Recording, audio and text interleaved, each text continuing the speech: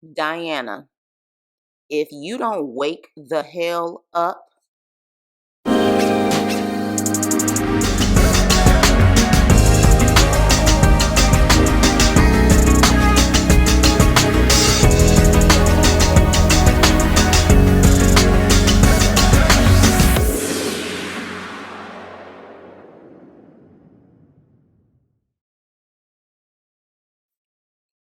hey, what's up and hello? This is the Chris Nicole giving you my views on life, love, and the world of entertainment through my eyes. And this is my review on Power Book 2, Ghost, Season 3, Episode 8, Sacrifice. All right, so let's get into it. So Sax meets with a drunk Davis on a rooftop, and Davis is still messed up that his brother doesn't want to see him. Davis actually has a little heart to heart with Sax and says that he thinks he's actually a decent mofo. And again, I don't see how Davis didn't see Sax for the piece of shit that he is. But again, whatever. So Davis gets a call from Monet, and Monet tells Davis that Diana is in jail and she wants him to get her out ASAP. Why? Not because that's her baby, not because that's her only daughter, not because she's actually a civilian. No, because she feels that Diana will snitch on her. Monet's evil ass is at it again, only worried about herself. Diana's brothers have more faith in her than Monet. Great mothering, Monet, just great mothering. So Davis is about to meet with Diana, but Sax says he'll do it because, Davis is pissy drunk. And Davis goes along and says, okay, fine, you handle it. So Sax walks away, and immediately Davis gets a text from Tariq saying they need to speak ASAP. Diana is in an interrogation room with Jenny and Blanca, and they are talking to Diana, and Diana is running her mouth. And they say, oh, okay, you're an expert, because she's telling them she has nothing to do with it and giving, well, how do you know what was in the safe? How do you know this? How do you know that? And I'm like, Diana, how about you shut the hell up? If you're such an expert because of how much people have come at your family, say, I want my lawyer and shut the hell up. Stop talking. I understand this is TV, but damn, she was talking a little bit too much for me for someone who has a lot of experience. You were told immediately that you asked for your lawyer and you're done with the conversation. Anywho, Tariq goes to Davis' office and tells Davis everything about Sax being a mole and how Lauren has been alive this entire time. Child, Attorney Davis, drunk ass, decides to take out his gun and act like he's Bishop from Juice instead of a damn lawyer with a lucrative firm. And he's like, Ninja, get the hell out of my way. Like, I'm about to kill this mofo. Get out of my way. And Tariq has to tell his own attorney to think. Yeah, he's like, stop tripping. Think for a minute. Your attorney, you have to tell him to think. Child. Okay. So Tariq rushes to see Monet and Drew to tell them that they are preparing a RICO case against them. And everybody is like freaking out. So we're back in the interrogation room. And again, Diana says she has nothing to do with this. And she's trying to figure out if they really want Tariq or if they really want Monet. Now, Kane goes to see Effie to find out what they got on his sister. And so he gets the information about her, I guess, dealing in the candy store. And all of a sudden, he quickly forgets about his sister when Effie offers up some good. And next thing you know, he went from being frantic about his sister to getting into some freaky tales. And I was like, it just really shows how much Diana's family cares about her. I mean, everybody gets so distracted when it comes to Diana, right? I was just like, really? You went in there with a purpose about your sister, but as soon as Effie put the moves on you, fuck your sister, right? Yeah, exactly. So Davis' drunk ass drives to the precinct, okay? Drives to the precinct. And he just so happens to see Sax and Jenny talking in the hallway. Okay, yeah. So pretty much at that point, Sax realizes he messed up talking to Jenny in the hallway. And I'm like, you think? Stupid. But again, like I told you guys, I need my Pepsi AC when I actually watch this show. So in the interrogation room, Davis and Sax are actually arguing with each other. And Diana wants to sacrifice herself for her sorry ass family. And she's about to give up some information, and Davis spills coffee on Sax so she can get her note to pretty much say, put Sax on Effie, trust me. So Tariq goes to Effie while Kane is in the bathroom, and Tariq is trying to give Effie some work, and she quickly takes it like a dummy. I knew there was a reason behind it because, of course, Tariq, he was done with her. So I was like, what is he trying to pull here? So Monet has a meeting with the Gordo's family, or Gordo's family, and about shutting down the operation due to the investigation. Meanwhile, Gordo's mother asks Drew if he's seen Gordo, and of course he lies. Like I said last week, they're gonna find out, and this is probably gonna be the biggest war that the Tejadas have had, and they're not gonna be able to stop it, especially Monet. Like, she's not gonna be able to wiggle herself out of this situation. Braden gets a visit from Kiki telling him he needs to handle his investors, the Tejadas, because they keep calling, and he has to pretty much help them out because they have that Ponzi scheme. Kane comes back to a frantic Monet, and Monet says that Kane was too busy getting scholarship cooch. But I'm trying to figure out, how did she know that? I mean, granted, she knows her son, and she knows her son is kind of an addict when it comes to women, but he's also an addict when it comes to just all the other ignorant shit that he does. So I was just kind of confused on how she knew what was actually going on. So with that, she tells him about the Rico, and don't tell Effie about it. And Kane is already sprung on Effie, of course. And he's like, I know y'all not trying to set up Effie, and tells his mom that, well, you talking about a Rico and how we shouldn't be moving any more weight, but your boy Tyreek is still moving weight, even though she's telling everyone to shut it down. So with that, she also says that she needs to get the money back from Weston Holdings because you can't trust these white boys on Wall Street. Child, that money is gone. Like, gone. And what did you expect for him to do with that insurance policy? Like you said, you wanted him to make it legal. What were you expecting for him to do? You guys, get into the comments and let me know what you think would have been a great option besides Weston Holdings.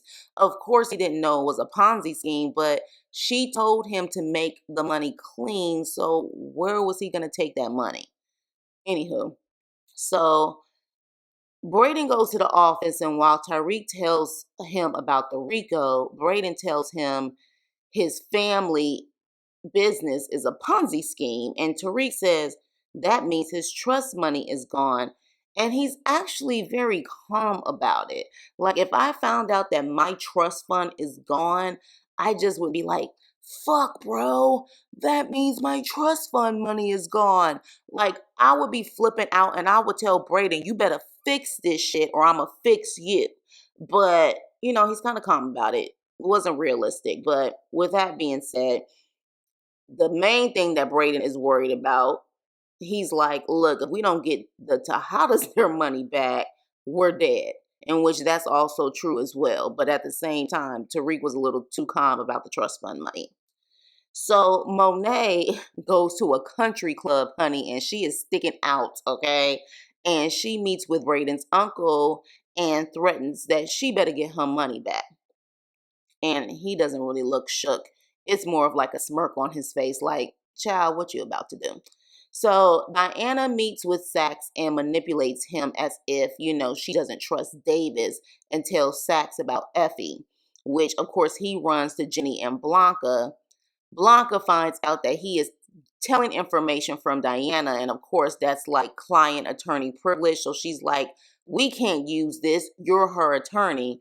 And so with that, Blanca always tries to make it seem like she's about the rules until it benefits her. And then all of a sudden she forgets the rules. So with that, she said, look, okay, are you willing to pretty much, get in trouble for this? Are you willing to, possibly be in danger because of this? And he's like, yeah. And she's like, all right, fine. Not realistic. My attorneys, please drop your comments below and just let me know if this is really realistic. In my opinion, it's not, but hey, let me know. So Kane calls Effie and kind of puts a bug in her ear not to trust Effie. Next thing you know, Drew was in the room, or in his room, not in a room, but in his room, tearing up his own room because his ex-basketball lover came out on TV as an openly gay basketball player, and he has a new boo. So, Drew killed his last boo and then ran the other one away. So, he has no one right now. So, great job, Drew. So Tate has a debate, and I don't care about this scene or the next scene with his boo thang professor. So next, Davis comes in saying that he's sorry. Well, actually, not Davis. Davis' brother, Theo, comes in saying that he's sorry. And then Davis tells Sax to leave. And so Sax goes, and Davis tells his brother about Sax. And his brother tells him the realest shit ever and says, if he always didn't act like he was the smartest MFer in the room, maybe things would be better for him. And I agree. I mean, we do know that Davis did think he knows it all, and he is a little cocky, but even the cockiest know-it-alls still would be hesitant with hiring and dealing with someone who used to work for the feds. I mean, there was too many signs, in my opinion, for him to be like so trusting of Sax. It would have been dope though that this whole entire time we kept saying like, why are you trusting Sax? And all along he never did trust him and he was setting him up. That would have been dope. But of course they didn't do that. But anywho, Tate and the professor have a random soap opera moment again. Next, Tariq goes to RSJ about the Ponzi scheme, hoping RSJ can come up with a plan.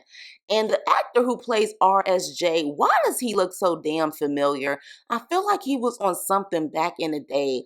I just can't, I know the face, I just can't figure out what he was on. He just looks so familiar. Y'all let me know. So Effie gets in her car to be Tariq's errand boy. And side note, if she's so broke, why does she have a car in New York City at that? Why she didn't sell that car? I'm confused. Like she has a car, but she's always claiming she needs tuition money. Then what the hell do you need a car for? Okay, let me move on. So in broad daylight, she takes boxes and puts them in the car while the feds take pictures. Drew, drunk ass, just so happens to be in the same restaurant with his ex boo thing, and Drew pours his heart out about how he has nothing. Like Whitney Houston, I have nothing. He has that moment and starts crying, and his ex boo thing hugs him. But at the same time, ex boo thing ain't leaving his good old man. So sorry about that, Drew. So Effie gets arrested, but Tariq set it up so they can know for sure that Sax is a sack of shit. And instead of them finding booger sugar in the warehouse, they just find regular sugar. So the Gordo family sees the viral moment of Drew pouring his heart out to his ex boo thing about his last relationship. When he's actually talking about it, he says that the relationship that he had before was so effed up, and you can't even imagine how effed up it was. But now he's gone. His man is gone. So the family is like, what does he mean he's gone? And they want to speak to Drew again. So Effie randomly comes to the Tejada house.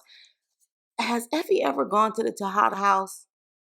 I, she knew where they lived. Y'all let me know, because some of you guys, of course, have watched this way more than I have.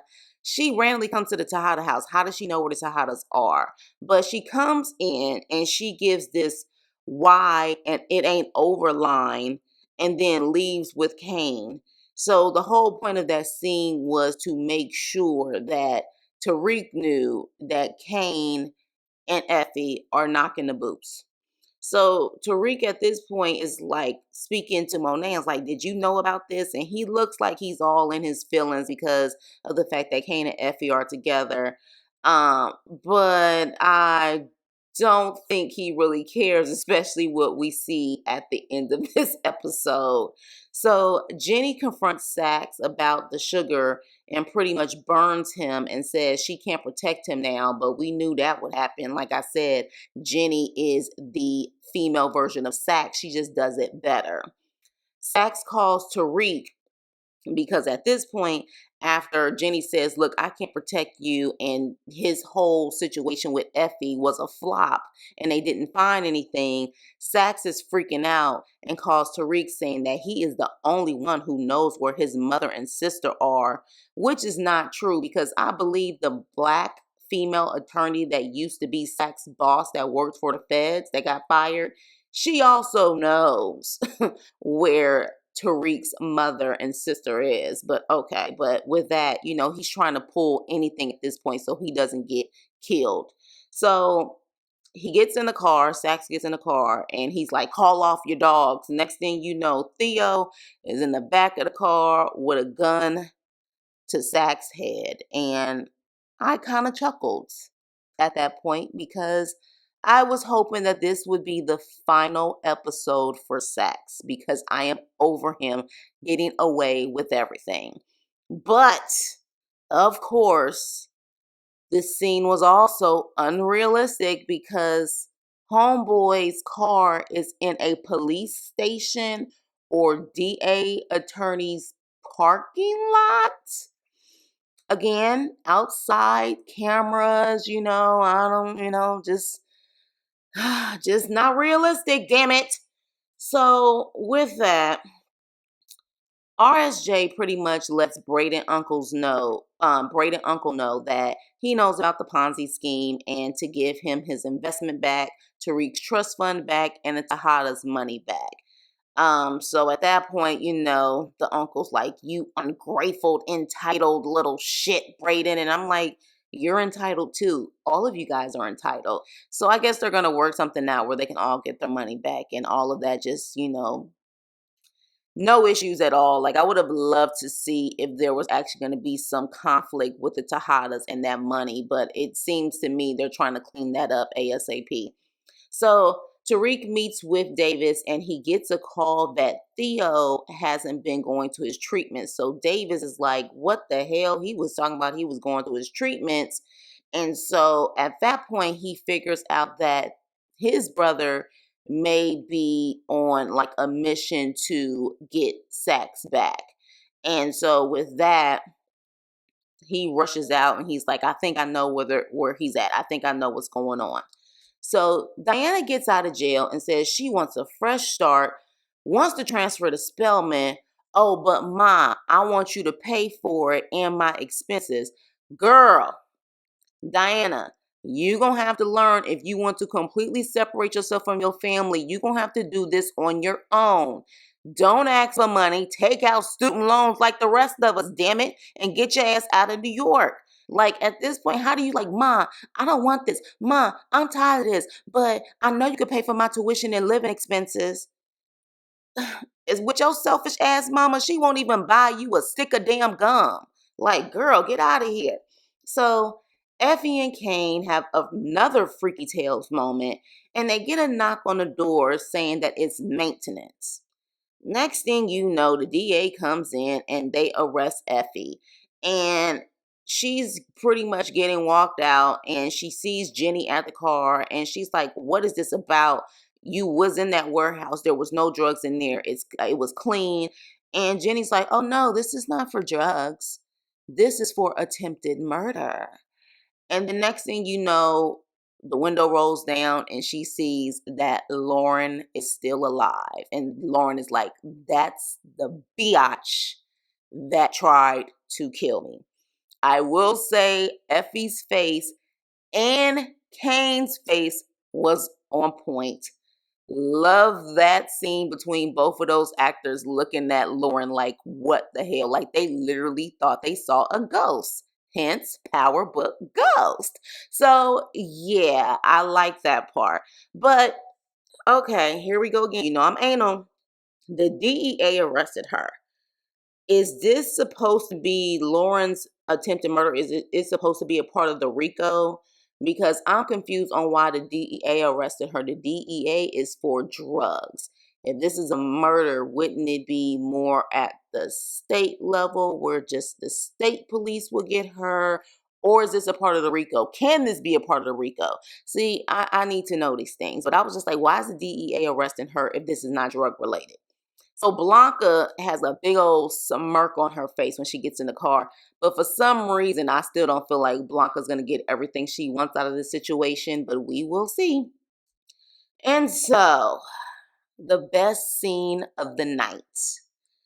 Theo shoots Sax. But unfortunately, Theo unalives himself also. Which is sad because yeah, he felt like he was going to die anyway, so might as well protect his brother one last time and then off himself.